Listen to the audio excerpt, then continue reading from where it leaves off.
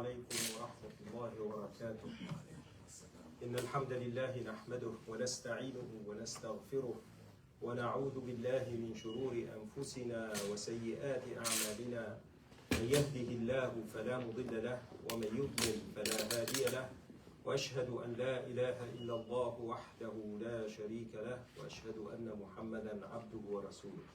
أما بعد، فنتابع القراءة في كتاب الأدب المفرد للإمام البخاري رحمه الله. باب من وصل رحمه أحبه أهله. This is a chapter about who keeps the ties of the kinship. His family would love him. حدثنا محمد بن كثير قال حدثنا سفيان عن أبي إسحاق عن مغراء عن ابن عمر قال من اتقى ربه ووصل رحمه نسئ له في أجله وثرى ماله وأحبه أهله. So this is a narration from a Sahabi, Ibn Umar radiyallahu anhuma. So this is munqata'. So he doesn't say Rasulullah sallallahu alayhi wa sallam has said it. This is his saying. And as we said before, a lot of times things that cannot be an opinion of the Sahabi, it could be considered as the saying of Rasulullah sallallahu alayhi wa sallam. Especially we have a lot of hadith confirming that meaning. So in this hadith, Ibn Umar says, whoever fears his Lord and keeps the ties of his kinship, his life will be longer, his money will be plenty, and his family would love him. Of course, I mean, he's keeping the ties of the family, he's taking care of them, and he's fearing his Lord, he's working good. Then this is an extra. We know that keeping the ties of the kinship from the narrations that we had from last hadith, it makes the life longer and makes one more prosperous, wealthier. And now in this narrations, also his closer family will love him, which is a common sense thing. Babu birri al-aqrabi fal-aqrab. The next chapter about that you keep the ties, keep the connections with those who are closest to you, then the ones afterwards and afterwards. حدثنا حيوة بن شريح حدثنا بقية عن بحير عن خالد بن معدان عن المقدام بن معد كرب أنه سمع رسول الله صلى الله عليه وسلم يقول إن الله عز وجل يوصيكم بأمهاتكم ثم يوصيكم بأمهاتكم ثم يوصيكم بآبائكم ثم يوصيكم بالأقرب فالأقرب. In this hadith, the Sahabi al-Maqdam ibn Ma'di Karib, he says he heard Rasulullah sallallahu alaihi wasallam say that Allah the Exalted is advising you, that is to take care of your mothers. He's advising you to take care of your mothers. Then he's advising you to take care of your fathers. Then he's advising you to take care of the relatives, the closest, then the closest. So here's the narration. We know from one narration that the mother has 3 times the right of the father. أمك ثم أمك ثم أمك ثم أبوك. And this hadith mentioned 2. So at least 2 times one should take care of the mother, then the father, then the closest of the family and closest of the family.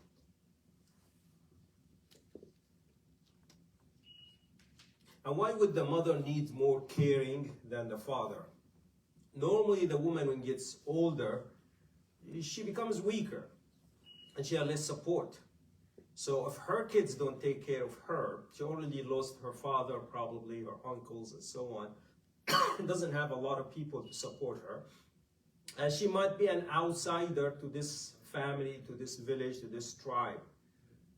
So if her kids don't take care of her, there might not be anybody that will take care of her. And then the family, the closest to you. So after your mother and father comes the siblings, your brothers and sisters.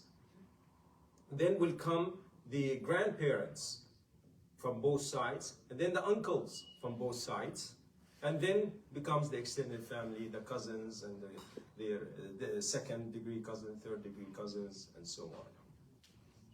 Of course, your grandchildren has the same degree as your children.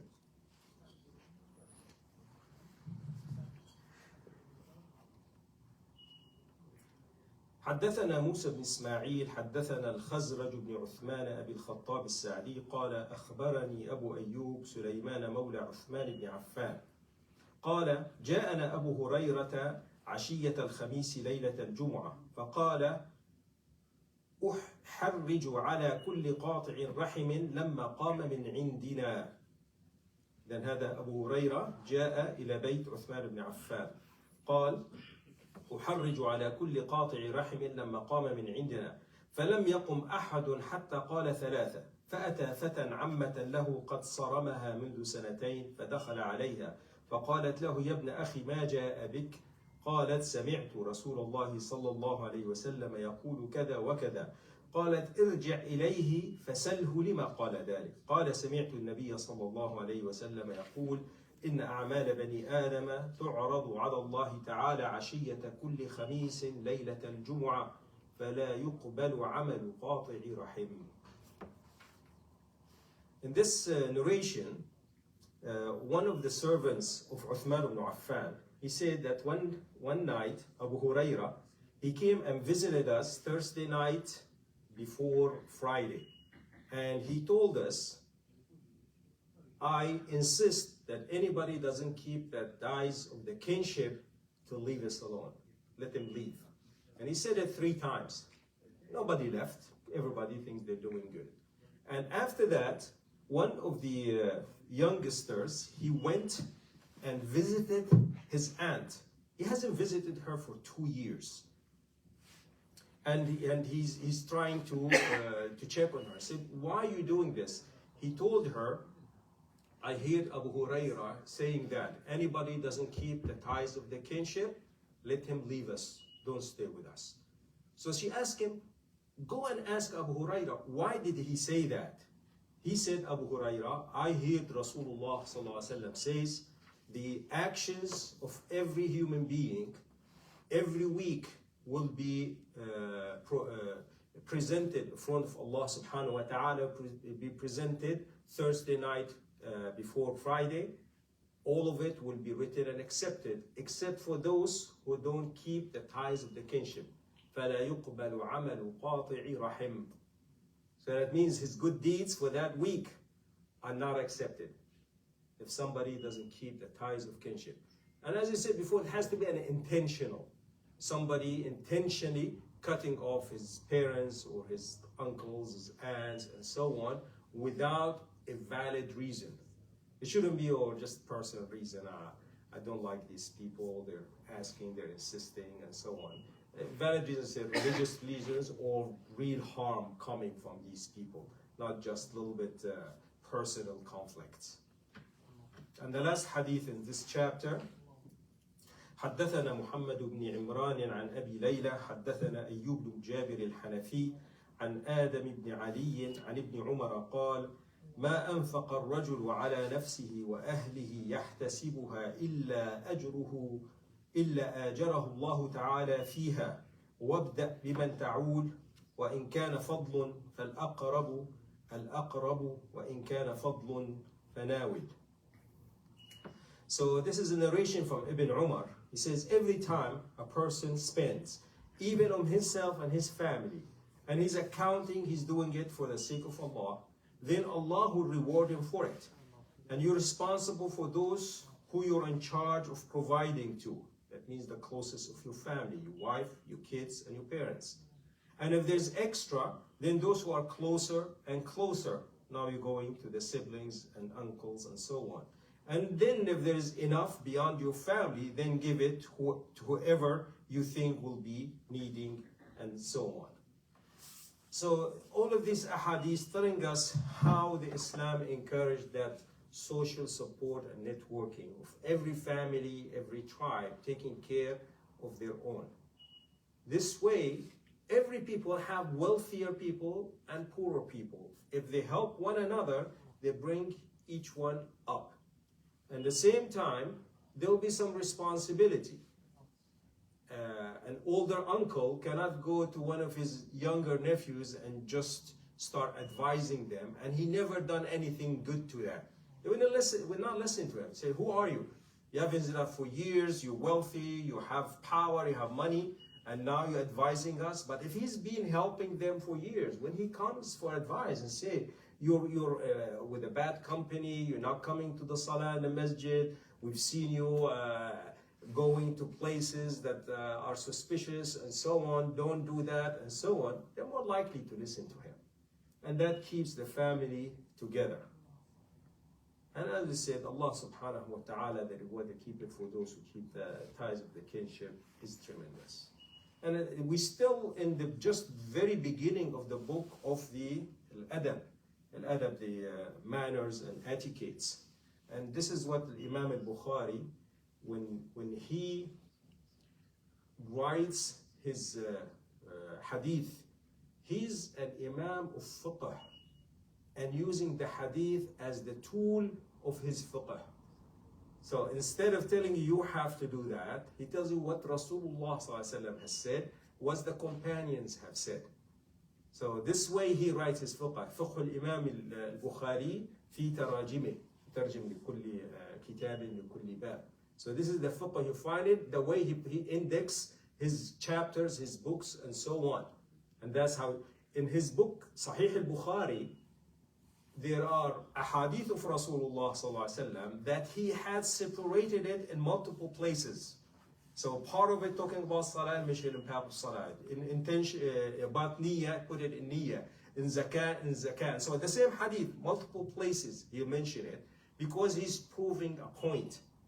And then in the same chapter, then he will bring certain ahadith without the sanad, without حدثنا فلان عن فلان عن فلان, because the hadith is sahih, but not according to the condition that he put in his book. In Sahih al-Bukhari, he has put conditions that are so strict that he himself did not follow it in other books. You know the hadith is sahih, but he wants to mention only the best of the best, that nobody can have any argument about it. Al-munqati'. And there are ulama who have went to Sahih al-Bukhari, every hadith munqati', they found a sanad for it that is sahih or hasan. But it wasn't under his condition, that's why he didn't mention the chain of narration. And even the athar of the Sahaba and Tabi'een, قال ابن عباس, قال ابن عمر, قال كذا. Sometimes he mentioned the sanad, if it is the chain of narration according to his condition, sometimes he may not mention it. All of this being very accurate about it. And there are chapters where he put the title of the chapter and there's nothing underneath. So for him, he believes this is the way to do it, but the hadith that relates to it is authentic, but not according to his condition. So he knows this is the right thing. He titled it, but he didn't put the hadith that fills his own condition in that hadith, in that matter. So this is different from what Imam Muslim has done. Imam Muslim in his Sahih, he would bring all the ahadith that relates to that title. So if he's talking about something related to zakat, he mentioned first the hadith that is well known to everybody. Usually a hadith narrated by Imam al-Bukhari. He put that narration. And then he will bring another hadith in the same meaning that explain it further. And another one, and a third one, and a fourth one. He brings every hadith that with authentic narration that relates to that subject. So each one focused on different things. So that's one cannot say, oh, I'm just going to read Sahih al-Bukhari, I don't need Sahih Muslim. No, you cannot. And the same way when you go later on to read Jami' al-Tirmidhi or Musnad Imam Ahmad and so on, the rest of ulama, each one has done something a little bit different from the other person. Because Imam Muslim was a student of Imam al-Bukhari, and al-Tirmidhi was a student for both of them. And so on. So they learn from one another. They're not copying one another because they know their teacher has already started something. So they're building on it. And that's where you find the ulama of hadith, when they bring their narrations, they bring it together. You find like Al-Hafidh ibn Hajar. The reason I call him Al-Hafidh, he memorized or knows most of the hadith, not every hadith. And he was later on, after the time of al-Bukhari and Muslim and so on. So when he wrote his book, Fath al-Bari, fi Sharh Sahih al-Bukhari, explaining Sahih al-Bukhari, Now in explaining every part of it, now he goes after these. Why this hadith doesn't have a chain of narration? You find a chain of narration that confirms it. Why this, and then he mentioned his opinion about something. Where's the proof for it? He finds it in another place and he brings proof of it. Sahih Bukhari, not only Ibn Hajar, there's a lot of people explaining, each one from a different point of view. So it's very rich history, all of it depending on authentic narration from Rasulullah sallallahu alaihi wasallam, explanations from the knowledgeable people of the Sahaba, of the students of the Sahaba, the Tabi'in, their Tabi'in, and the ulama of Muslimin. So this, all of it, Quran and Sunnah, is preserved by Allah subhanahu wa ta'ala with the explanation to the details. So even matters of ijtihad, where people have different opinions about, you know why the different opinion, you understand that this is all permissible and they're all using their own logic and deduction, and it's usually in very few matters that it does not affect the core of the teachings. Allah ta'ala. So inshallah we'll move on with reading fiqh al-siyam.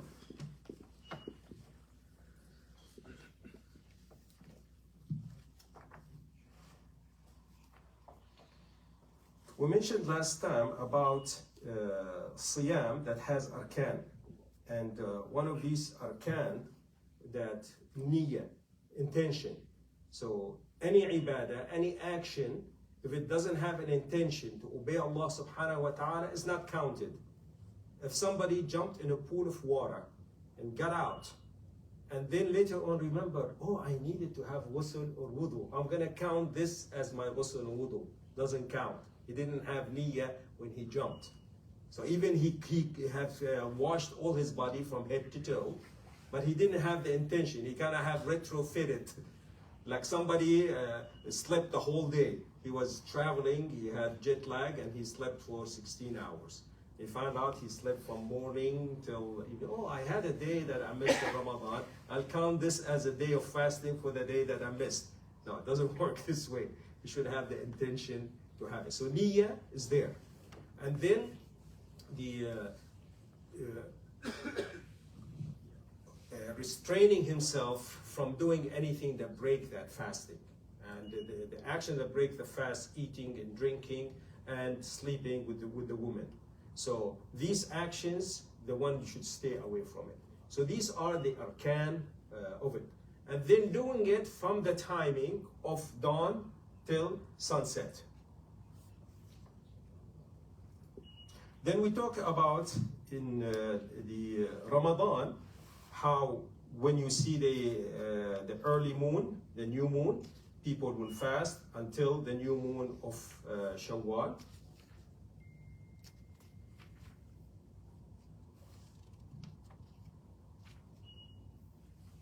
Then we said who is obligated to fast. Have to be a Muslim, has to reach an age of sanity, have to be reached an age of puberty, has to be healthy, not sick, and has to be dwelling, staying in one place, not traveling.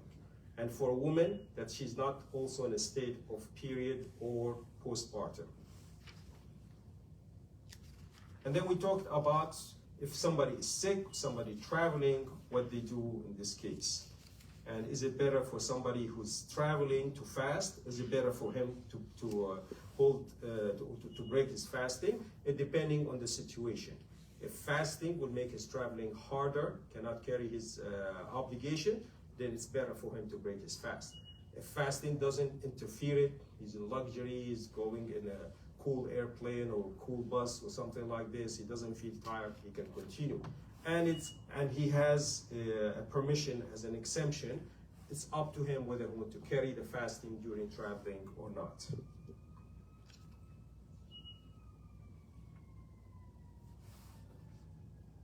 هل يجوز الفطر إذا نوى الصيام وهو مقيم ثم سافر نهارا؟ إذا نوى المرء الصيام أو شرع فيه ثم سافر أثناء النهار جاز له الفطر. فعن محمد بن كعب أنه قال أتيت أنس بن مالك رضي الله عنه في رمضان وهو يريد سفرا وقد رحلت له راحلته ولبس ثياب السفر فدعا بطعام فأكل فقلت له سنة فقال سنة ثم ركب. If somebody starting fasting in Ramadan, and then time for travel comes, while he's still in the day of Ramadan, he's allowed to break his fast. Just because he started fasting, he doesn't have to continue. He's already started traveling.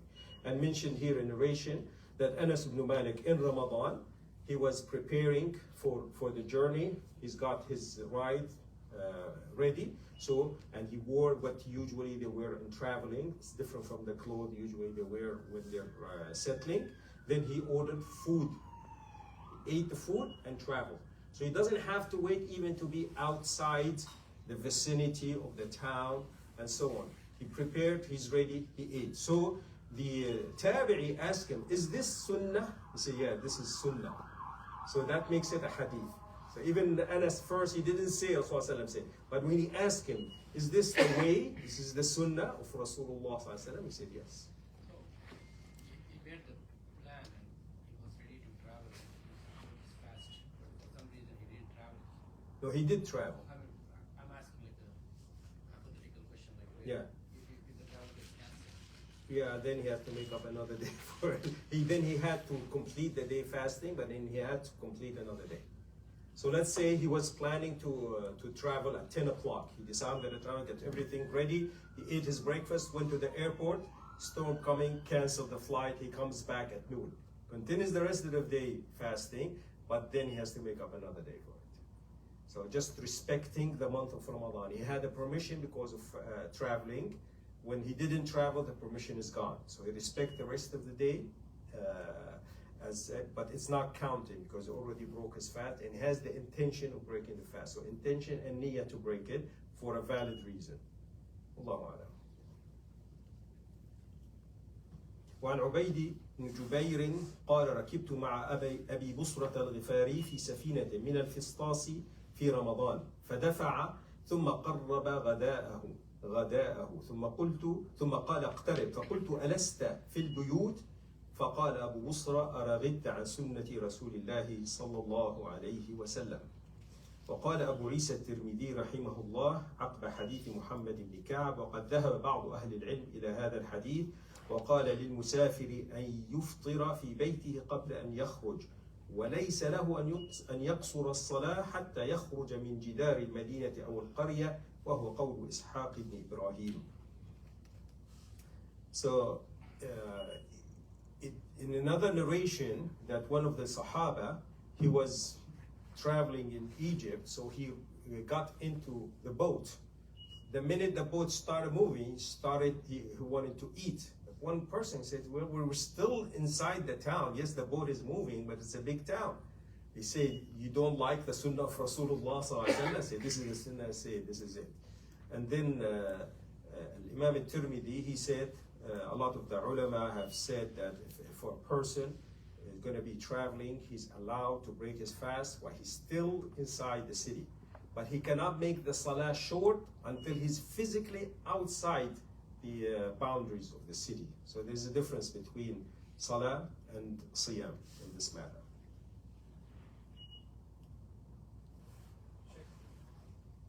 Sheikh, Yeah. is the airport considered like outside the boundaries of the city? So they can... It depends. Some airports are, some are not. The one- Like Louisville is inside the city. But I know I think in Riyadh it was far away. You go very far. Dammam was very far away, and so on. So some cities, the airport is outside the city. The minute you're heading there, you don't see any more buildings until you reach the airport. Yeah, but in other places it's still within. Like here, our airport is within the city. So if you wanted to pray before you leave, you still have to pray 4 times in the airport. Other airports, it might be outside. So if you have time waiting for the plane, you might be able to pray 2 rak'ah instead of 4. وقال شيخنا الألباني رحمه الله بعد حديث الأول قال وله شاهد من القرآن والسنة أما القرآن فقوله تعالى فمن كان مريضا أو على سفر فإن قوله على سفر يشمل من تأهب للسفر ولما يخرج وقد صرح الإمام القرطبي في تفسيره الجامع لأحكام القرآن أن ذلك مقتضى الآية ثم ذكر الحديث شواهد له من السنة. So mentioning that in Quran when it says whoever is sick or ala safar. Ala safar means actually traveling or preparing to travel. So it doesn't necessarily mean only who already traveled. He's in a state of traveling, he's ready. ومن السنة شواهد عن اللجلاج قالوا كنا نسافر مع عمر رضي الله عنه 3 أميال فيتجوز في الصلاة ويفطر. One narration that Umar, when he used to travel, once he reached 3 miles outside Medina, he would start making the salah short and he will break his fasting. وعن أنس بن مالك قال لي أبو موسى ألم أنبأ أنك إذا خرجت صائما وإذا دخلت صائما فإذا خرجت فاخرج مفطرا وإذا دخلت فادخل مفطرا.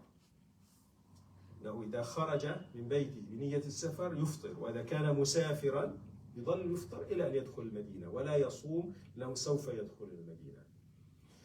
Another narration that Anas ibn Malik, Abu Musa al-Ash'ari told him that I hear that when you leaving the city, you leave it as fasting, and when you come back as fasting. See, the way it should be, when you leave as iftar, you break your fast, and when you enter, you already break your fast because you're already traveling and coming back. And there's multiple narrations about Ibn Umar and Ibn Abbas and the same thing.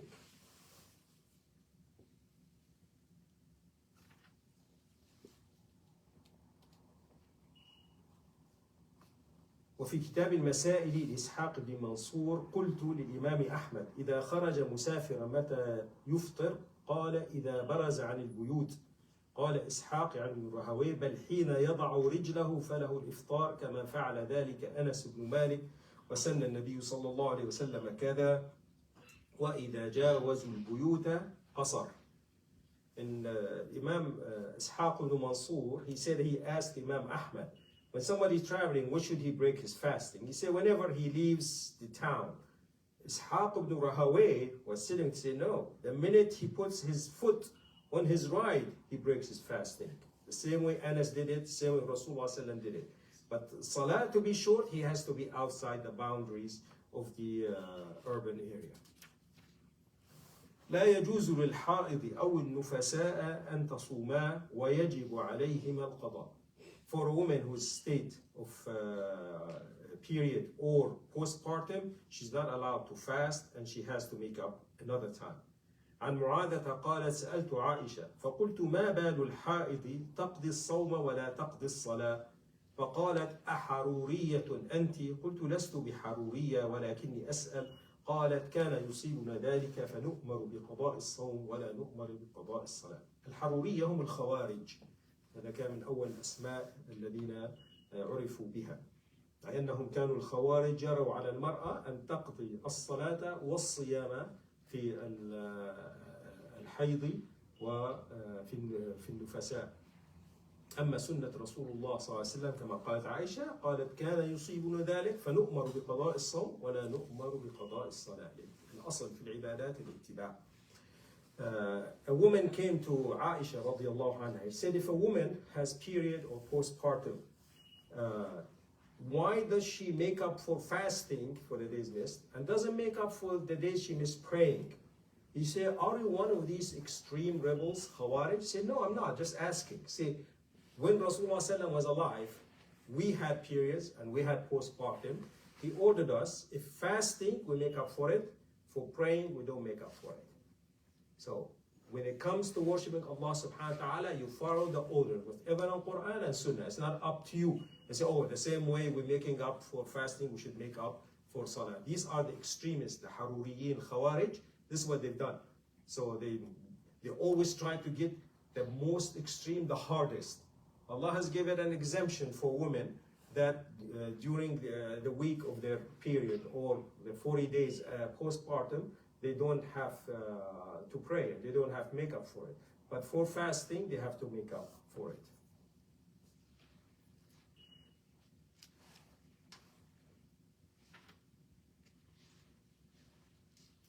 الأيام المنهي عن صيامها.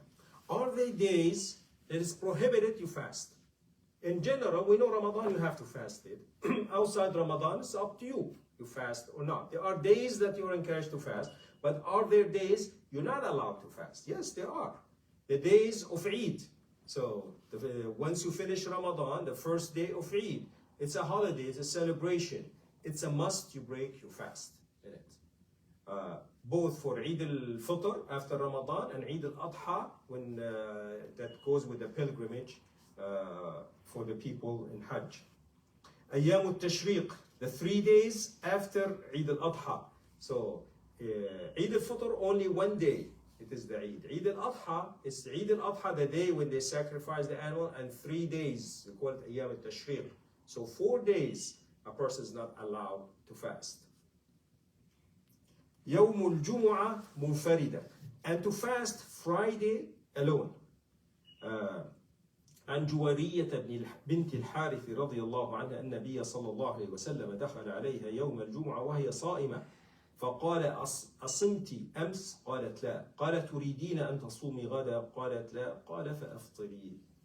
وعن أبي هريرة رضي الله عنه قال سمعت النبي صلى الله عليه وسلم يقول لا يصوم أحدكم يوم الجمعة إلا يوما قبله أو بعده.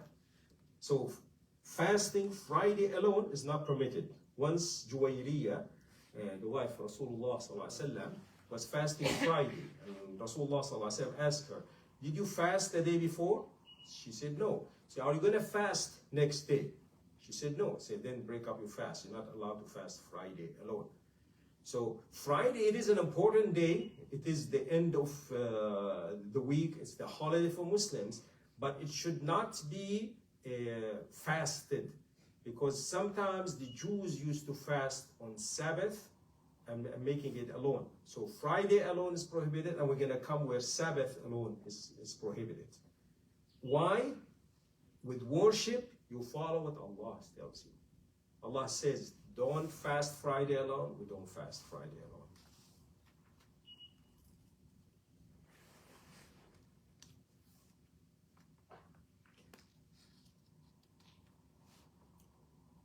ومن المنهي عنه يوم السبت في غير الفرض عن الصماء رضي الله عنها أن رسول الله صلى الله عليه وسلم قال لا تصوموا يوم السبت إلا فيما افترض عليكم وإن لم يجد أحدكم إلا لحاء عنبة أو عود شجرة فليمضغ. أخرجه الترمذي وابن ماجة والحاكم وغيرهم وصححه الألباني. Fasting the day of Saturday with no obligations. So that means outside. What are the obligations for fasting? Ramadan, qada, nadhr, and kaffara. So if somebody made dhihar for his wife or killed another human being wrongfully, and could not afford the blood money, or somebody made a nadhr, or making qada for days they missed, these are considered all fard. Then if it happens to be Saturday, they can fast it. Other than that, the narration that Rasulullah ﷺ said, don't fast Saturday except what is a must, an obligation you. Even if you only find a tree branch or a piece of grape tree, bite on it, but you don't fast that day.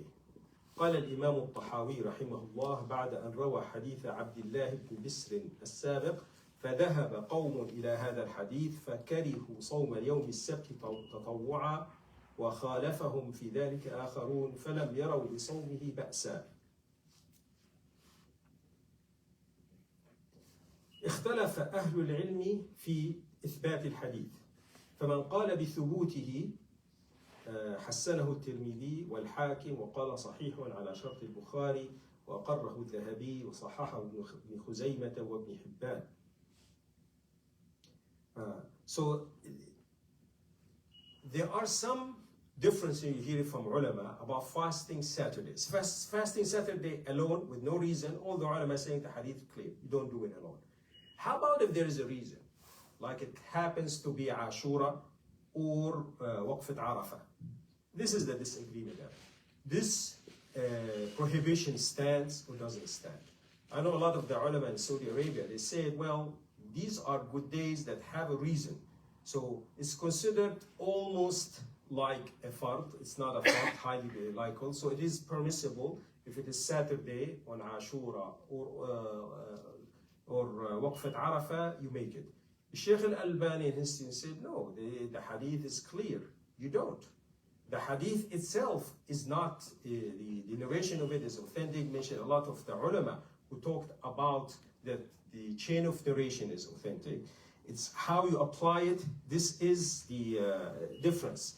So some mentioned the hadith where Rasulullah asked his wife, are you going to fasting a day before or a day after?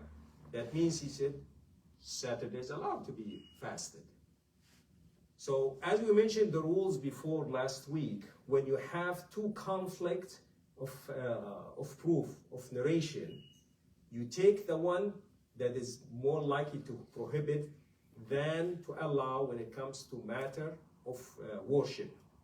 So in this case, one hadith tell you Saturday is allowed to be fasted with Friday. Another hadith said you don't fast Saturday. You don't know which came first. There might be chronological differences where Saturday was permitted one time and then disallowed, or the other way around. But if you don't know which came first, prohibiting it is the safest way to go. So this way you're not making a worship that is not permitted. So some take it from that standpoint, and some take it in the general, said, if it is a good reason, I'm not going to miss forgiveness for the whole year or the year past, year coming, because it happened on Saturday. So here is the ijtihad is the ulama, and this is then ijtihad al-muhtamal, where it can be accepted, where you find sound ulama who follow the sunnah and following the way of Ahl Sunnah wal Jama'ah, then will say, okay, Saturday, when there is a good valid reason to fast it, you do. And then you have who say Saturday, unless it's an obligation, you don't fast it. So here, one will follow their ijtihad. Yes. What if you fast a day before it? Yeah, the hadith doesn't say that. The hadith say don't fast it. Doesn't say after, before. You just don't. So the opinion of Sheikh al-Albani is not to fast. Yeah. So Sheikh al-Albani and his a lot of, I wouldn't say all of them, a lot of his students, in the opinion, even if it is Ashura or it is Eid Waqfat Arafah, you don't fast Saturday, because it is mustahab and not wajib. So why would you risk it doing something prohibited for something that is encouraged? So haram comes before mustahab. So you'd rather go on the safe side. And then you have ulama said, well, a lot of people allowed it. So this is where you follow your ijtihad with it. I personally would not fast Saturday. And I would say, Allah is forgiving. He knows if this wasn't Saturday, I would fast, whether it's Ashura or Waqfat Arafah, and I hope that I will get the reward. So each will follow their ijtihad. So this is one of these where the both opinions have sound reasons for them.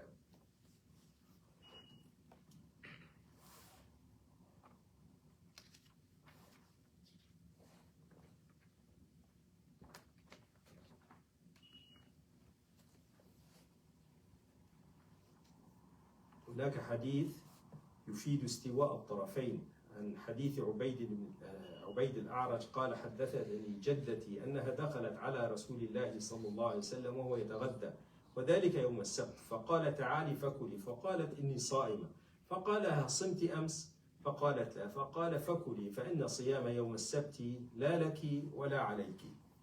There's another hadith also telling you that Saturday doesn't count even if you fast. One Sahabi said his aunt once visited Rasulullah, his grandmother visited Rasulullah sallam. He was eating, and he told her, "Come and join us." And she said, "No, I'm fasting." He said, "Did you fast the day before?" She said, "No." They said, "Fasting Saturday alone doesn't count. Doesn't count for you or against you. So it doesn't count. So why would you fast?"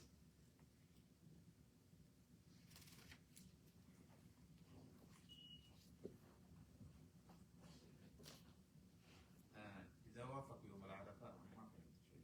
هو هذا الخلاف العلماء ان اللي يرى الشيخ الألباني ان صوم السبت ولو وافق عرفه او عاشوراء لا يصام لعموم النهي لا تصوموا يوم السبت الا فيما افترض عليكم ويوم عاشوراء ويوم وقفة عرفة ليس مما افترض علينا، فإذا تدخل في عموم هذا النهي. ومن العلماء من رأى أنه أن هذه لها أسباب، أن هذا مثل عاشوراء ويوم عرفة لها فضل، فهذه تخرج تستثنى من النهي، ففيها اجتهاد، هذا الموضوع فيه اجتهاد. Is there anything like better, like always fast 2 days, not just 1 day? For Friday and Saturday there is some. So definitely Friday alone is prohibited, Saturday alone is prohibited at any time. So this is definitely. If you're going to be fasting Friday, fast a day before it, and this way you're out of the differences. But what would happen if it is Yom Ashura or Waqfat Arafah? So this is where the disagreement is. If it is Saturday, you need to fast the day before for Arafah, because you cannot fast the day after. It is Eid. Eid is prohibited. So if you're going to be fasting Arafah and it happened to be Saturday, you need to fast the day before it to get out of that differences. Other than Friday and Saturday, Yeah. like if I'm fasting on Tuesday, Yeah. is it better for me to fast Monday and Tuesday? Or No, Tuesday and Wednesday? there's no prohibition, liking, it's up to you. Any other day, it's up to you. Except you're fasting in the middle 3 days of the month, Ayyam al-Bid, 13, 14, 15th of the lunar month, then you need to continue them together. So what happens if there are Thursday, Friday, and Saturday? If you want to be strict, I do Thursday and Friday, I leave Saturday alone, it's not fun. And some people say, well, it is a day I always fast, so I'm going to combine it. I'm not fasting as a Saturday. And some ulama, that's what they mention, is the niyyah. Are you fasting it because it is a Saturday? Then it's prohibited. Are you fasting it because it happened to be a fasting that you always kept for Arafah, for Ashura, the three middle days? So some people have made the niyyah different. So this is where the ijtihad is. Sure. Two questions. One is that the Ashura or the Arafah, according to my time or Saudi Arabia time? Saudi Arabia. Okay. Yeah, I mean, you cannot have Waqfat Arafah and people are not standing in Arafah. Waqfat Arafah, they're standing on the Mount of Arafah. You cannot celebrate standing on the Mount of Arafah here and people are not doing it there. So it's different from Ramadan. Arafah, it has to be whatever the Hujjaj are doing. Yeah. Allahu Alam. I haven't heard disagreement about that. Yes. I might have misheard, or like I might have missed the answer, but like, what's the like explanation for why the Prophet said fast this day or the day after? If he's talking about Friday and Saturday. Yeah. So that's what people are saying, that it could be, it was permitted at one point and prohibited at another point. And we don't know which hadith came first. Was the hadith don't fast Saturday came first, and then came the hadith you fast Friday day before after, or the other way around? Since you don't know which came first, you can keep what you pray fasting Thursday and Friday and omit Saturday. So this way you work with both hadith, so you don't omit any of it. Sure. No. And there's no special consideration for if you're making up a missed fast from Ramadan. Still, the Friday, Saturday rules will apply. It should be unless you don't have time. Let's say a woman missed a week, and now it's only 1 week left of Sha'ban. She has to make it up.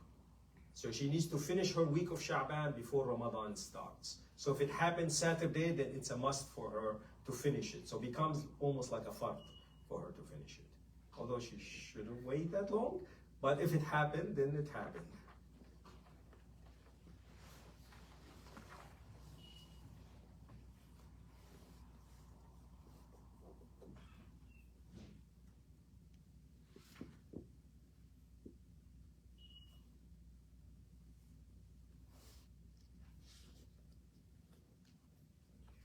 من الأيام المنهي عنها يوم الشك. قال رسول الله صلى الله عليه وسلم لا يتقدمن أحدكم رمضان بصوم يوم أو يومين إلا أن يكون رجل كان يصوم فليصوم ذلك اليوم. وعن عمار بن ياسر رضي الله عنه قال من صام اليوم الذي يشك فيه فقد عصى أبا القاسم. So the day of doubt, the 30th day of Sha'ban, when you're not sure this is the 30th day of Sha'ban or first day of Ramadan, some people say, I'm going to fast it. If it happened to be Ramadan, I didn't miss Ramadan. If it happened Sha'ban, this is Sunnah. Rasulullah say you don't do it. You don't fast a day or two before Ramadan, unless it was a day you usually fast. If it happened to be Monday and Thursday, you always fast Monday and Thursday. Then you fast it on that niyyah, not as a niyyah, you're trying not to make up for Ramadan. As we said before, the unity of the ummah is very important. That when the group of people that you're with fasting starting Ramadan one day, that's the day you're starting Ramadan. If it happened the day before is a Thursday, you're fasting it as an optional salah, optional fasting, you don't consider it Ramadan. وَمِنَ الْمَنْهِ عَنْهُ صَوْمُ الدَّهْرِ. Fasting forever is prohibited. That somebody fast every day. This is prohibited. It becomes like almost not fasting. If somebody wakes up every day 1 hour before dawn, he eats a meal, fast all day, sunset, he breaks his fast, and he made his life around this. It loses the ibadah part of it, the obligation. So it is forbidden. عن عبد الله بن عمرو بن العاص رضي الله عنهما قال قال لي النبي صلى الله عليه وسلم إنك لا تصوم الدهر وتقوم الليل فقلت نعم قال إنك إذا فعلت ذلك هجمت له العين ونفهت له النفس لا صام من صام الدهر صوم 3 أيام صوم الدهر كله.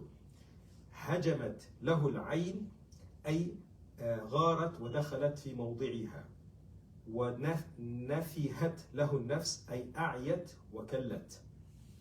قال فإني أطيق أكثر من ذلك قال فصم صوم داود عليه السلام كان يصوم يوما ويفطر يوما ولا يفر إذا لاقى. Abdullah ibn Amr ibn al-As radiallahu anhu, he said once Rasulullah sallallahu alaihi wasallam told me, you are fasting every day and you spend the whole night in Qiyamul Layl praying. He said yes. He said if you continue to do that, your eyes gonna be sunken, your soul gonna get tired. A person that fasts every day is not considered fasting. If you're gonna be fasting every day, fast 3 days of the month. Why 3 days? Al-hasanatu ashri amthaliha. Every good deed is counted 10 times. If you fast 3 days, that will be 30 days. So this is the best. If somebody want to fast every day, get the ajr, the reward of every day, fast 3 days of the month. Abdullah ibn Amr al-As, being young and enthusiastic and free, has nothing else better to do, he said, I can do better than this. So Rasulullah said, the max you can do is the fasting of Dawood alayhi salam. David, the prophet David, not like other people say King David. He was a prophet of Allah. He used to fast one day, break fast one day. And then Rasulullah added another thing. And when time fighting comes, he never cowers and runs away. That means it's not only between him and Allah. In battle, it proved that he was strong. He's not just a person just for worship. وعن أبي قتادة أن رجلا أتى النبي صلى الله عليه وسلم فقال كيف تصوم؟ فغضب رسول الله صلى الله عليه وسلم فلما رأى عمر رضي الله عنه غضب قال رضينا بالله ربا ثم ذكر الحديث إلى أن قال عمر رضي الله عنه يا رسول الله كيف بمن يصوم بالدهر كله قال لا صام ولا أفطر أو قال لم يصم ولم يفطر. There's a long hadith about a man that came to Rasulullah asking about his prayer and fasting and so on. And another narration, there were 3 people asked about Rasulullah how his worship. Said, okay, he would fast some days, break it some days. He would pray at night and he would sleep sometimes. He would marry women. He would eat some meat if he's allowed to. And people said, one of them said, I'm going to fast every day. One said, I will never sleep at night, going to continue prayer. One said, I will never marry women. When Rasulullah was, we heard about that, he said, this is my sunnah. I pray sometimes, I sleep sometimes, I fast some days, I break my fasting of days, and I marry a woman who doesn't like my way, he's not part of me.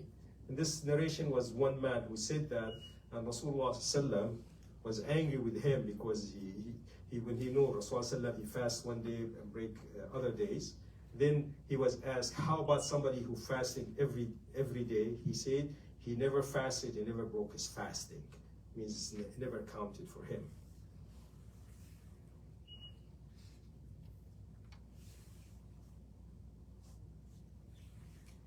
ومن المنهي عنه وهذا لا يعلمه كثير من النساء صيام المرأة وزوجها حاضر إلا بإذنه. It is prohibited for women to fast if her husband is with her unless she seeks his permission, directly or indirectly. في رواية لا تصوم المرأة وبعلها شاهد إلا بإذنه ولا تصوم المرأة يوما تطوعا في غير رمضان وزوجها شاهد إلا بإذنه. That a woman should not pray outside Ramadan and her husband is present except with his permission.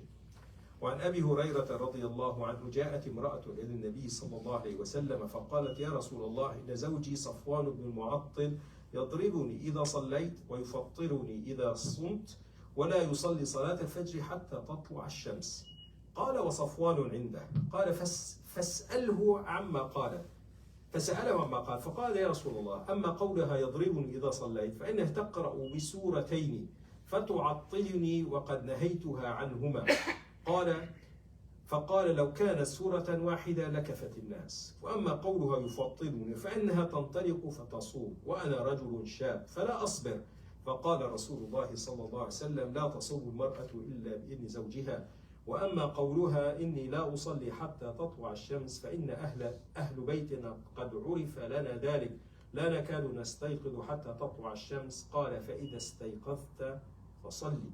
أخرجه أبو داود والسياق له وابن حبان والحاكم وأحمد بإسناد صحيح على شرط البخاري على شرط الشيخين. So it is a long story that a woman came to Rasulullah sallam and she's complaining, my wife Safwan ibn Mu'attal, when I pray he hits me, and then when I make fasting he forced me to break my fasting, and he never prays Salat al-Fajr except after sunrise. So he sounded like a very horrible man. So Rasulullah asked him, what is she saying? He said, when she's praying, she deliberately chooses 2 long surah for every ruk'ah just to delay me. I need food, I need something. She just makes her prayer long and doubles her prayer, 2 surah for every ruk'ah. So Rasulullah said that 1 surah should be enough. He said, for fasting, I'm a young man. I need her, I need to sleep with her and so on. And she said, oh, I'm fasting. Said a woman should not be optioning for fasting without the permission of her husband. And then say for me, praying after sunset, our family is known for that. Their family work in digging wells, and it only can be done at night. In Arabia, it's very hot. So they can only do it after sunset. So they keep all night digging the well. By the time they're done, it's close the end of the night, they sleep. They wouldn't wake up until after sunrise. So Rasulullah told them, whenever you wake up, then you pray. So this is what a lot of people make it, for a judge, you never listen to one side. You need to listen to both sides of the story. So here what relates to us, that a woman should seek the permission for husband if she's fasting, optional fasting outside Ramadan. And that permission could be direct or indirect. If she knows her husband doesn't mind, she doesn't have to tell him every day, oh, tomorrow I'm going to be fasting. If he usually fasts Monday and Thursday, she wants to fast Monday and Thursday, that's fine. But if she happens to be fasting and he tells her, no, today I'm not going to be fasting, I need you, then she should break her fast.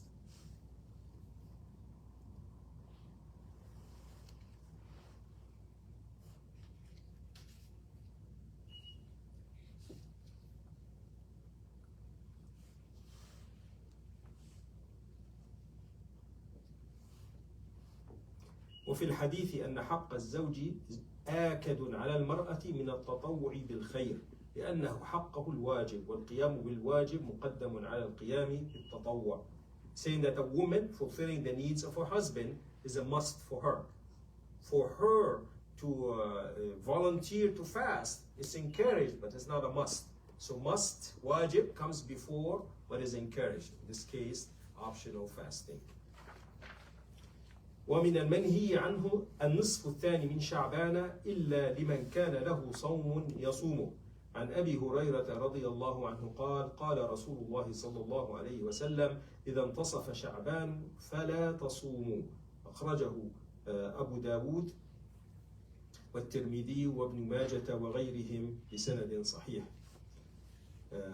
Fasting the second half of Sha'ban for somebody who does not habitually fast, so have optional fasting, shouldn't start from the last 2 weeks of Sha'ban.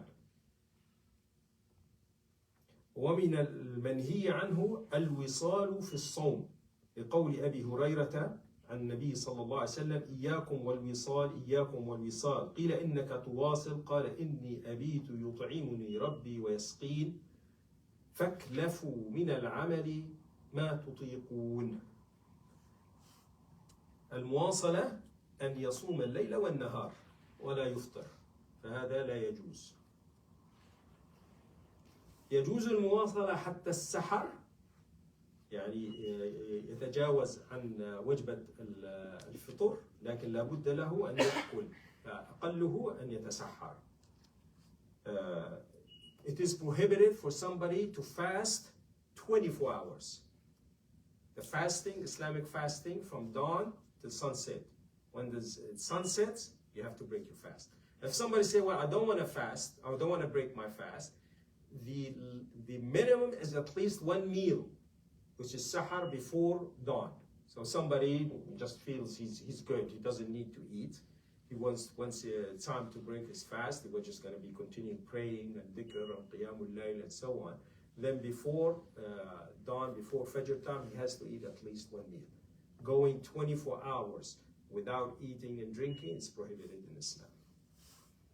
So inshallah we'll stop here so we don't make it too long on people.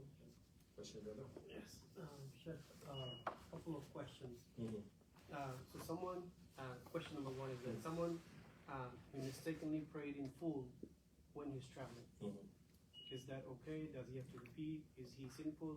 No, it's okay. It's okay. But if he remembers while he's still praying, he makes sujood sahu. Okay. So let's say he in his fourth ruk'ah, I remember I'm traveling, it should have been only 2 ruk'ah, then he makes sujood sahu, the 2 sajda for sahu. Okay. So the second question is that someone say the time already started for Dhuhr. Mm-hmm. He's in the airport and he doesn't have any space. Yeah. So, but he waits to get onto the plane, and then when the plane started, then he prays Dhuhr and Asr together. Is that okay? Praying on time in the right shape and direction and so on is the best way. So it depends how long the travel is. So let's say Dhuhr time starts at 1 o'clock. His plane leaves at 1 o'clock. So he doesn't have time to pray Dhuhr before. It depends when he's going to be arriving. Is he going to arrive before Asr finishes? Then he can pray Dhuhr and Asr together on the ground in a proper way. He's going to be arriving after sunset. Then he prays in the plane, in the way, if he can go direction of the Qibla, he can do it. If he cannot, turn his way towards Qibla, say Allahu Akbar, then wherever he faces his face. So it depends on the situation. A lot of times, you might be able to pray Dhuhr and Asr before. Your plane leaves at 2 o'clock and it's going to arrive 6 o'clock. You're probably going to be missing Asr. So you can pray Dhuhr and Asr in your city, Jama' without Qasr, because you haven't traveled yet. So 4 Ruk'ah Dhuhr, 4 Ruk'ah Asr, then you leave. If you're going to be traveling before, you land in the other city, you're Musafir. You pray 2 Dhuhr, 2 Asr there. But if you're going to miss either both of them, then you pray them in the plane without missing them. So even though the Zuhr prayer started, Yeah. And then he started his travel after it started. He has to do qasr. If he's outside the city. Oh, okay. If he's still inside the city, he has to pray it full. But the prayer time was started before he started. Yeah, it doesn't matter. It's when you're praying. That's what counts. It's not when it started the time. Yeah, so it might have started when you were still in Louisville, but let's say you arrived in Cincinnati, Atlanta, wherever you arrived, and by then you already arrived, so you pray two rak'ah. You're musafir then when you're praying. Yes. Now. Does someone makes an intention for nafla fasting, like Yes. voluntary fasting, Yeah. but then he breaks it? Yeah. So does he have to ever like repeat it? No. Like no. Whenever it's nafila, it's up to you. It happened that I think one was invited for a meal, and he said, "I'm fasting." Say you hold your own judgment. When you're fasting, it's not Ramadan, and somebody invites you, you can break your fast and accept his invitation. Yes. Yes. No. Sheikh, let's say you're a musafir and you're traveling. Some cities differ their size and how big they are. How many miles do you have to go outside of the city to be able to pray? It has to do with the common sense, common knowledge, what is accepted as traveling. So people that commute on a daily basis between two cities and they don't consider themselves traveler. I'm commuting every day. I go to Frankfurt, come back every day. I don't consider myself musafir. But if I go to Cincinnati, I'm musafir.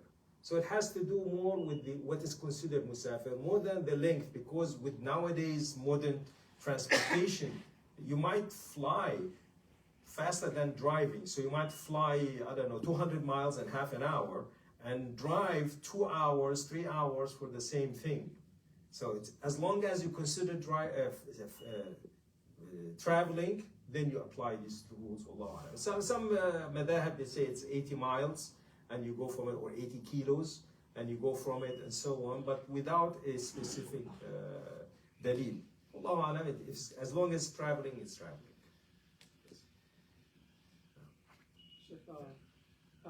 Is it any 3 days of the month, or only 13, 14, and 15 of the consecutive days? This is the best way to do it, but if it happened you couldn't. Yeah. Let's say you are working on the days when it happened and you're free for another 3 days. You can do it other 3 days. But if you're going to commit to a certain 3 days, then the sunnah, that's the way you need to do it. But if you have another reason, then it's another reason. Can someone change their intention, like they're traveling and they're about to pray 4 rakahs, Yeah. and then in his second rakah he remembered, oh, I'm traveling. Can he change the intention to pray just 2 rakahs instead of 4? No, he has to break it. So even if he had the intention for 4 rak'ah, and then he remembered he's traveling, he has to stop at 2. And if he prayed more than 2, he had to make sujood as-sahl. So it's not optional to... Yeah, qasr is wajib. Jama' is optional, but qasr is wajib. Now, I think in Hanafi madhab, they don't have jama'. But Sunnah of Rasulullah, there's qasr, there's jama'. Jama' is always optional. It's not wajib. But qasr for musafir is wajib. Whenever you travel, you're considered traveler, you have to make qasr. Even if you pray every salah on time. So you have to pray it short. Only Maghrib is 3. Unless you're praying with a jama'ah. Unless you're with the jama'ah. With the jama'ah, you follow the imam and you follow their intention. So if you prayed with the imam 1 rak'ah and they're praying Isha, you have to complete 3 rak'ah, 4 rak'ah. You don't say, I'm musafir, I only have to pray 2. I prayed 1 with the imam, he makes salam, I pray 1. No. They're praying jama'ah 4 rak'ah, you committed to what they are praying. Allah. Yes. Sheikh, if you're traveling with the jama'ah, Yeah. and you guys are combining, let's say, Dhuhr and Asr, you guys pray Dhuhr in congregation, would you pray Asr also in congregation, or can you pray separately? Congregation. Congregation? Okay. Yeah, it's always better to get more ajr. Anytime you pray in congregation, you're getting 25 to 7 times the reward.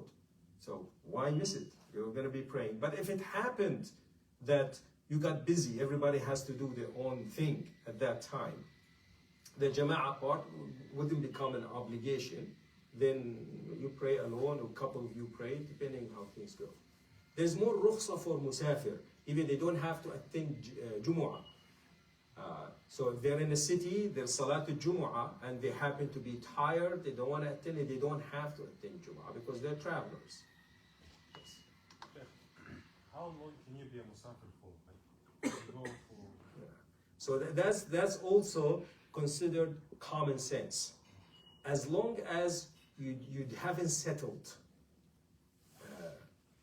if you're still renting a hotel, you're renting a car, you don't own the stuff that somebody, a resident, does, you're considered a traveler. It might be a day, it might be a week, might be 3 weeks, depending on your situation.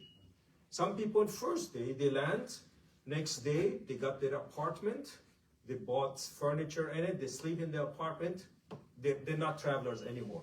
For another person, it might be a week or two, he's looking for apartments, he's still in a hotel, he's still going, he knows he's going to be studying in this city for 4 months, for 4 years or something like this, but he still hasn't settled yet. So until he settles, he's considered musafir. You go and visit your parents back home. On your way, you're musafir, airport musafir. Once you land in their house, you're not musafir anymore. You have a house, you have a bed, you have everybody. They're not musafir anymore. If you're staying in a hotel because their house cannot take you, you have your family, so then you're musafir, you're not staying. So this a lot to do with urf. What is considered? Are you considered a resident or musafir? Yeah. Some people say that it's like 2 weeks only, 14 days. I remember once in medical school we did some medical camp in a rural area, and it was for 17 days. And our friends from the Shafi'i madhab, they only do 14 days. However, you have 1 day for traveling, 1 day for traveling back, plus the 14 days, then you're almost there, so they consider themselves musafir all the time. For myself, I consider I'm musafir. They put us in a school, they give us some sheets to sleep on, and it's like, there's no way you consider yourself dwelling, you're musafir. Allahu A'lam. When you travel and you're a musafir, I know you can keep the host for Yes. 2 days. And how the Muslim, is it only the top or the bottom? Just the top. Just the top. Yeah, the bottom, you never wipe the bottom. And it can be once? Yeah, just one time. Just one time. And it has to be the socks that you're wearing, you wore it while in state of wudu. So you put it on wudu and you didn't take it away. If you take it away, your wudu is not gone. But when you break your wudu, you cannot put it back on and wipe on it. You have to make a new wudu. Because sometimes that people will do. They take the socks off, and now they're about to lose their wudu, they put it back on, and then they make masah on it again. No, it stays on, and if you take it off, your wudu is not gone. You still didn't say the wudu. But then if you lose your wudu, you cannot use the wipe again, you have to make a new wudu. Taking the socks by itself doesn't take wudu. It's like somebody made masah on his head, on his hair, and then he shaved his hair. Was it wudu's gone? Because the hair is gone? The one who made masah on it? No. So until he breaks his wudu, then now he needs to wipe on his bald head.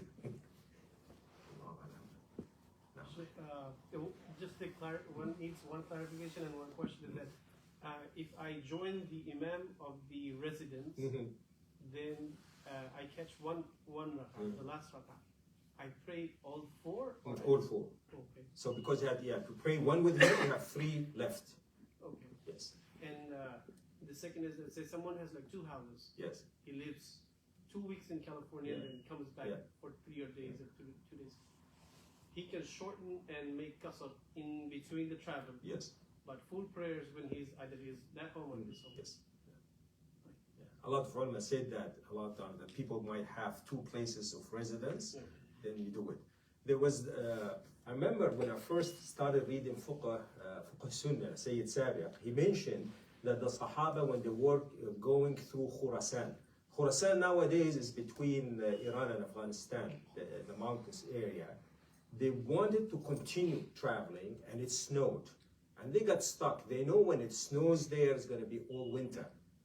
They kept doing qasr and jama' until the snow melted and so on, because they have no intention. They have no intention to stay there. They say if it melts tomorrow, we're leaving. People tell them it's not going to melt tomorrow. It might be a month or two. So they said they kept doing qasr and jama' until they were able to leave. So it looks like it's more have to do with the preparations and intentions. They have no intention to stay there. They just got stuck. So they didn't consider themselves as living in the village. They just stuck in the village. The author that you mentioned, it's a good source that we can also follow, Sayyid Sabah. Sayyid Sabah, yeah. So his book, you need to look, there's the newer editions of it where the hadith has been authenticated. Some of its hadiths are weak. Imam Albani, he started a book, he called it Tamam al-Munna fi tahqiq fiqh al-Sunnah. So he started the first few chapters, then he found it's going to be very difficult. He stopped. But there's other students of hadith, they just look at the hadith. They tell you this narration is weak, this narration is authentic, and so on. So it was the first book I started reading, but once I found the book Al-Mawsu'a al-Fiqhiyya al-Muyassar, I found it better because all the hadith are authenticated. So that was my starting point, and this is where I am right now. Going back to fasting, you mentioned earlier, if she's doing optional fasting, she has to seek her husband's permission. Yes. You know, directly or indirectly. What about just if she's making up a missed fast, and you know, let's say she has the rest of 10 days to make it up, does that apply also? No, unless she has no more time left. As we said, if she has 7 days to go and there's only 7 days of Sha'ban, then she has to go with it. But if she had, it was in Rajab, and she decided she's going to fast the 7 days of Rajab, and middle of the week her husband needs her, say, I don't know if you're fasting or not, I need you now. So he's traveling or something, leaving, I'm going to be in town only for these couple days, I don't want you to be fasting in these days. So is it required to seek his permission, or is it? As I said, it could be implicit. I mean, if she tells him I'm fasting, he doesn't mind, that's approval. Most men, they're okay, they can wait. I mean, most of us are working during the day. Nothing happens at the nighttime either way. But sometimes it depends on the situation. There's some people who work at nighttime, they're free day to the people who are traveling, they have, so different reasons. So in general, it's not an issue where men can wait till nighttime. It shouldn't be a reason for quarreling. But like this Sahabi, he works at night. So he usually have time during the day for his wife. And if she's during the day fasting and he's young, he's not have no use of her. So that means that he's gonna put him in temptation with other women. So her obligation to fulfill his needs comes first. But for most men, it's reasonable. It can be reached at accommodation. It shouldn't be a problem. It was usually, the Sahaba has the other way around. The women come and complain about their men. Like that woman came to Umar al-Khattab. He said, my husband, somebody who fasts most days and prays all night. And he said, he's a good man. She kept saying it 3 times. He said, good man. He didn't see why she's complaining. So one of the Sahaba next to him sitting, she's complaining, he's ignoring her. He said, okay, now you understood her. You are the one going to be the judge. He said, well, he has to give her time every 4th night. The worst can happen, he can have married 4 wives and she get 1 night out of the 4th. So that will be the obligation. He can pray 3 nights, the 4th night, he should give her time. So that was the judgment. It becomes an equal obligation, just like the women have the obligation, so the man has the obligation towards his wife too. Equal to a degree. In Quran, لِلَّذِينَ يُؤْلُونَ مِن نِسَائِهِمْ تَرَبُّصُ 4 أشهر. So the maximum a man can abandon his woman is 4 months, whether it is in town or he's traveling. After 4 months, she can ask for divorce. So there is an obligation for him, but it's usually more on the woman because the men's need usually is more. And a lot of women can do fine without a man, or less need for the man. And that's why a man is permitted for women and not the other way around. The testosterone hormone for the men is much higher, and that's the one usually brings the desire.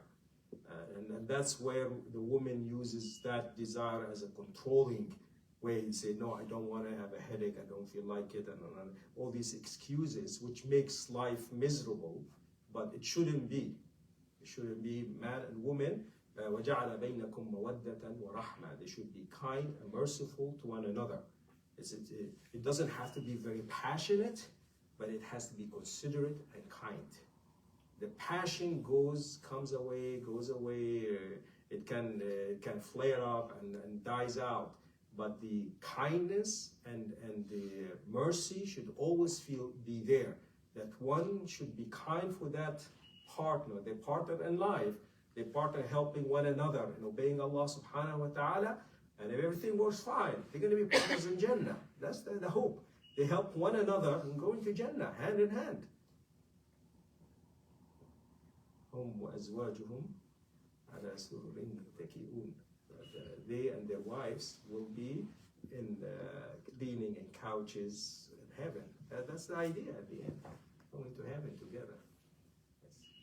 Let's go. أنا صار الزكاة. Islam. الزكاة مثلا حسب الناس اللي دبليو أجي في الشهر ده. نعم. لازم تؤخر في السنة الثانية ولا يمكن أن تدفع الزكاة في الشهر ده إذا صرت تدفع منه؟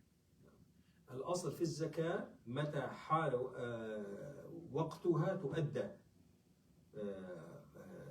فإذا حال الحول على زكاة الأموال أديت، وإذا الحصاد وآتوا حقه يوم حصاده. فالأصل فيها عدم التأخير، وإذا أخر فهي في ذمته. يعني إنسان حال الحول على المال الذي عنده في شهر يناير، واجب أن يدفعه في يناير. إذا أخر في فبراير ما زال عليه هذا، ما يزول عنه هذا. هو اللي ما اللي دخلت في شهر ما على السنة ما قبل السنة ما حال عليه الحول. يعني الأصل في المال السائل الذهب والفضة وما يعادله من النقد، الأصل فيه أن يحول عليه الحول. إذا ماله يزيد وينقص ولا يبلغ الحول، يحسب متى بلغ النصاب واستمر سنة كاملة. متى نقص عن النصاب يبدأ يعد من النصاب. يعني إنسان الآن النصاب ما يقارب 3000 لا حوالي $4000 تقريبا النصاب. فإذا إنسان ملك $4000 10 أشهر وجاءه دفع الضرائب ونزل الفلوس اللي عنده إلى $1000، يحسب إلى أن يبلغ النصاب. بلغ النصاب يبدأ يحسب السنة. يعني هي حسب النصاب. لكن كثير منا موظفين. هسه مثلا أنت عندك 10,000. نعم. دخلت في داخل الشهرين ده. نعم. دخلت فيها 5,000. نعم. تدفع من 5,000 ده ولا تدفع 10,000 اللي قبل؟ نعم. هل 10,000 حال عليها الحول؟ أيوه. إذا 5,000 ما حال عليه. نعم. فال10,000 تدفعنا. يجوز أن تدفع مقدما. الآن عندك 10,000 حال عليها الحول، و5,000 حال عليها 6 أشهر ما حال عليها. فإذا دفعت مقدما جاز. العباس دفع زكاته مقدما عن 2 يجوز الإنسان هذا، لكن يحسب. يعني ربما زاد ماله عليه زيادة يدفع الزيادة. إذا كان أزود من الواجب عليه فهذا يعتبر صدقة ويؤجر عليها. So he's asking about paying the zakat, the Islamic charity. The minimum 2.5% for the minimum amount of money that a person holds. It's about, I'm trying to remember how much in gold is it. It's like 80 grams of gold, something like this. So nowadays roughly about $4,000. Whenever a whole year, lunar year, not a regular Gregorian year. Lunar year is about 11 days shorter than a Gregorian year. So whenever a whole year passed, that money stayed steady with you and above, you have to pay 2.5%. Let's say somebody had $5,000 most of the year, and then before year comes, he paid his taxes, it dropped to 1,000. Then he doesn't have to pay zakah for it. Whenever it reaches the minimum, then he start counting. He said, okay, 1 month, nowadays he had money, 10,000 that were with him for a whole year, and had a 5,000 That's only with him for a half a year. What does he do? He paid for the 10,000 definitely. The 5,000, he can pay it from now or wait until a whole year comes for it and pay. You can pay ahead of time. Al-Abbas, the uncle of Rasulullah sallallahu alaihi wasallam, he chose 1 year to pay his taxes, his zakah, for 2 years ahead. He owned houses, he had certain camels and land and so on. So he knew usually how much he pays. He decided at that time there was need for charity. And he said, okay, I'm going to pay my zakah for 2 years to come. So it is allowed to pay, but be careful. It's better to pay more than paying less. It's an obligation on a person. It's supposed to be every money alone. So you don't wait. For us as salaried person, usually the money keeps building up. So you have 1,000 that had 14 months on it, 2,000 had 13 months on it, 1,000 with 12, and so on. Because it's complicated. But if you're gonna have a certain time, see whatever money you have, you pay zakah on it. Some of it already a year passed, some of it a year will come. So this way you're being careful ahead of time. Because most of us, the only month of lunar month people know is Ramadan. That's why you find everybody in Ramadan paying their zakah. Because, okay, now I know from Ramadan to Ramadan, it's a whole lunar year. Now what happens if you pay it with your taxes? Every 33 years, you miss the whole year. Every 33 years, the Gregorian year is 1 year missing a lunar year. So if somebody only pays his zakah on tax day on April, after 33 years, he missed a whole year of lunar year of taxes. So either compensate for that or better stick with a lunar month, which most people, that's why they pay their zakah in Ramadan. So they don't miss that year. And if people living 66 years, they miss 2 years of zakah. If they live 99 years, they miss 3 years without zakah. It's better always pay more with the charity and so on. That would compensate for every mistakes. So for women jewelry, right? Mm-hmm. Ornaments and stuff like that. So I think there is some difference of opinion there to pay zakah or not. Yeah, some people say gold and jewelry, if it is meant for personal use, you don't pay zakah on it. If it is meant as a way of investment, then you pay zakah on it. There's no proof for that. As long as it reaches the minimum amount of silver and gold. There's no accounting for diamond, rubies, whatever, all these other jewels, they're not counted in the zakah. It's only the silver and gold. If they reach the minimum, then it has to pay zakah on them. Even if they are ornaments and jewelry? Even if they are. Even if she's wearing bracelets, necklace, and rings and so on. Otherwise, the hadith describes them, they are rings of fire, they're bracelets of fire, and so on. If there's no zakah paid on it, it becomes punishment. Now, she can pay it or husband can pay for her. Because a lot of times women don't have liquid money with them. The husband might have given him, I don't know, half a kilo of gold, but she doesn't have any cash on her. She can sell some of the gold and pay, or usually the man, their money is together. Most people, man and woman, their money together. If he needs to invest, need to buy a house, she might sell half of her gold and they invest it. Usually they don't keep them separate. For most Muslim traditional countries, men and women, their money mixed together. But in terms of the Sahaba, it wasn't that case. You find a woman, she inherited from her father a land and a house and certain property. She might be staying with her husband for 10 years, get divorced, move another husband. So her money is separate from his money. She pays her zakah, he pays his zakah. Nowadays, our communities, most third world countries, stay together, divorce is rare, and money is mixed together. So the husband is responsible for all the accounting, paying for the zakah and the whole thing. Allahu Akbar. So inshallah we'll stop here. Subhanakallah.